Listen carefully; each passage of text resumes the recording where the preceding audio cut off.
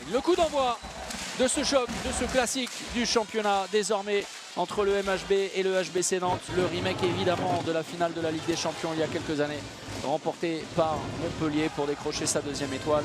Montpellier où l'envie de terminer en trombe ce championnat à domicile.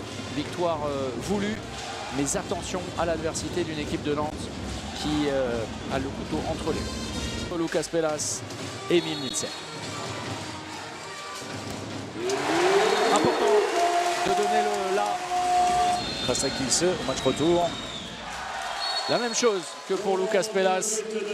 Le même impact. L'accélération et le temps fort. Le de Walinus tire côté bras au sol. Serré, la sortie de Moscariello en retard, fait. retour intérieur. Parfait de la part de Linus Persson. Mino, l'association qui ne fait pas la différence. Oh, superbe le ballon lâché par El Mago. Diego Simone. La passe dans le dos. Regardez, sans vision, il sait où il est placé, déséquilibré, c'est sublime de la part de Simone. Tout chez ce joueur lorsqu'il est en pleine possession de ses moyens physiques, ce qui a souvent été un petit peu le problème. Hein. Le but de Thibaut Brié de loin, ça va faire du bien. Bien ça c'est bien lâché. Encore une fois. Julien Boss, c'est le même. Lorsqu'il revient, c'est beaucoup plus facile.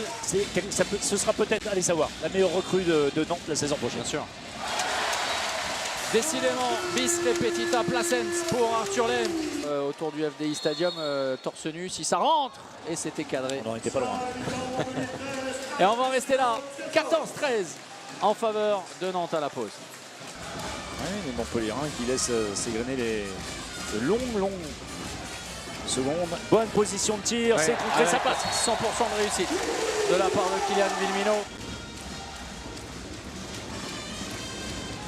Bonne position. Ça, c'est très bien Bravo. attaqué. On parle souvent d'engagement dans ses choix de tir. Égalisation. Là voilà. Le match est complètement relancé. Allez, le combat qui nous intéresse, c'est celui-là, bien évidemment. Ballon perdu. Avec la bonne défense, Julien Boss qui va trouver Moscariello, le retour et la grosse faute. 2 minutes, il a tout emporté sur son passage. Ou en attaque placée plus facilement. La 2 minutes. Oui, Marco Panic qui au moins 2 minutes. Au moins 2 minutes, ça qu'il se... Une nouvelle fois, Marco Panic qui passe un peu à côté de son match. Avec personne dans l'évitement à nouveau. Emric Min qui va balancer un parpaing. Le changement de position à l'opposé, c'est Rocco Nichek qui va aller dans le duel, ça ne fait pas la différence. Thibaut Brié. Oh, et qui trompe la vigilance de Marine Chego pour permettre à Nantes de reprendre 2 buts d'avance à moins de 2 minutes du terme. Bataille avec Porte. Ouais, la solution sur le premier temps de jeu. Oh, le demi-tour contact. Et le ballon qui va glisser.